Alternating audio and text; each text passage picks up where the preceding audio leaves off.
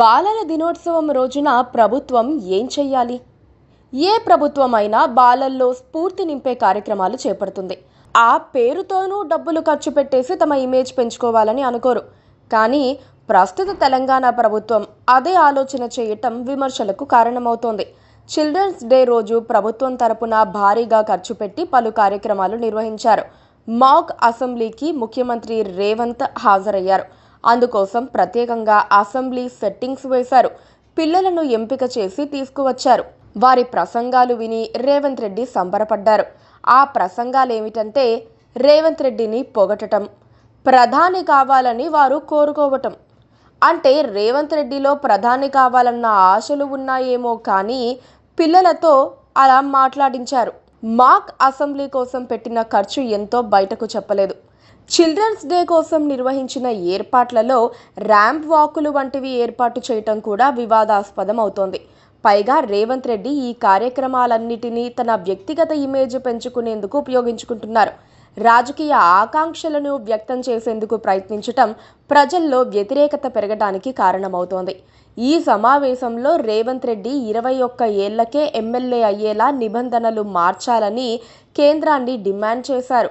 18 ఏళ్లకు ఓటు హక్కు వస్తే 21 ఏళ్లకు ఎందుకు ఎమ్మెల్యే కాకూడదని రేవంత్ వాదన. అసలు ఎవరైనా ఇప్పుడు ఈ విషయాన్ని అడిగారా? పోనీ ఎమ్మెల్యేలు దొరకటం లేదా? కొరత ఉందా అంటే అదేమీ లేదు. మరి రేవంత్ ఎందుకు ఈ ప్రకటన చేశారంటే రాజకీయం కోసం. ఇంత ఖర్చు పెట్టి ర్యాంప్ వాకులు, మాక్ అసెంబ్లీలు నిర్వహించటానికి ఆయన వ్యక్తిగత ప్రచారం, రాజకీయమే కారణం అనుకోవచ్చు. ఇప్పుడు అసలు పోటీ చేసే వయస్సు పెద్ద మ్యాటర్ కాదు. రాజకీయాల్లో లీడర్లకు రిటైర్మెంట్ అనేది లేకపోవటం వల్ల యువత రావాలంటే చాలా కష్టమవుతోంది. సీనియర్ నేతలు తమకు 80-90 ఏళ్లు వచ్చేదాకా వదిలిపెట్టడం లేదు. వారి తర్వాత వారి వారసులు వస్తున్నారు. కాంగ్రెస్లో యంగెస్ట్ ఎమ్మెల్యే యశస్విని రెడ్డికి ఛాన్స్ ఎలా వచ్చింది?